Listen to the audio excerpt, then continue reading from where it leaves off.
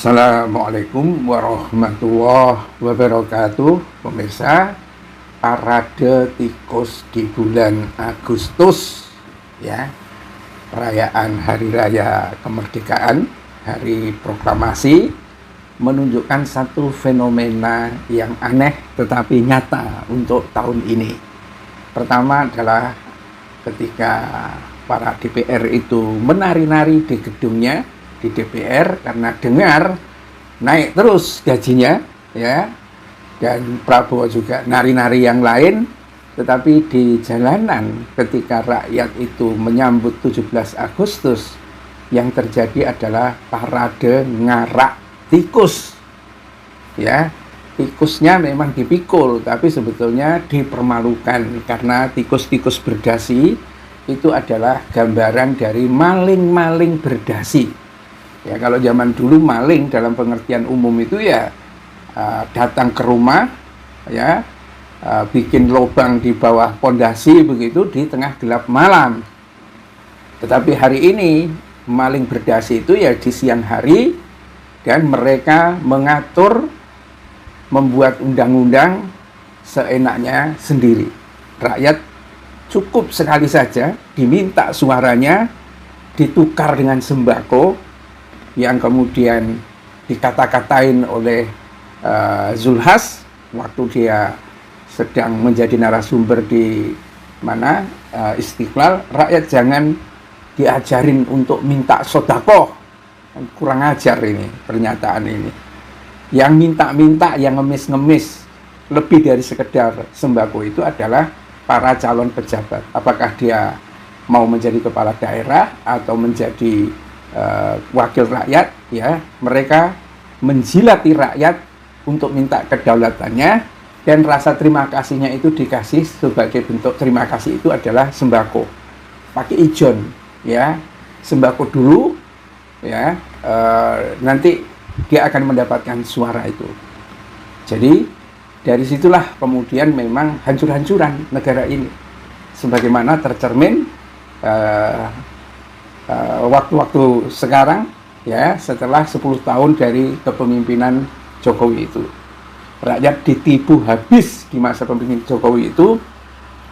Pertama karena janji-janjinya yang bertolak belakang, dan Jokowi tidak pernah mengakui kesalahannya bahwa dia berjanji ini dan itu. Pertumbuhan naik, ya, 7% ekonomi Indonesia akan meroket, ya.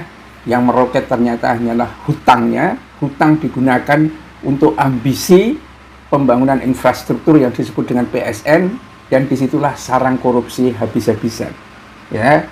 Judol berkembang pesat di era Jokowi itu, 700-an triliun. Kemana keuntungannya itu? Kenapa polisi tidak pernah membiarkan atau menangkap bandarnya, dan begitu ada pemain yang bisa memenangkan pertarungan melawan bandar, merugikan bandar, justru inilah yang ditangkap, bandarnya tidak pernah ditangkap. Kenapa? Kok otaknya seperti ini? Pasti, ya, ada sesuatu di balik itu, karena memang jaringannya memang luar biasa ini bandar.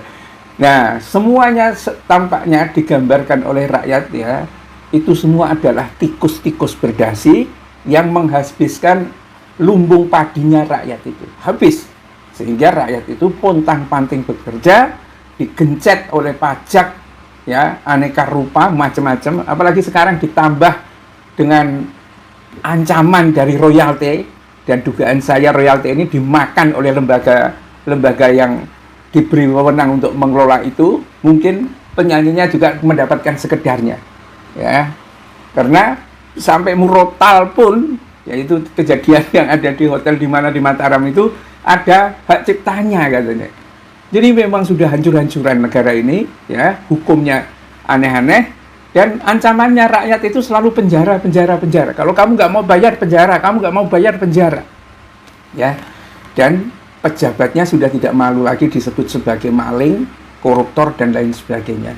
Ini memang karena sudah hilang rasa kemanusiaannya itu, sehingga dia tidak malu disebut tikus, disebut ini babi, macam-macam.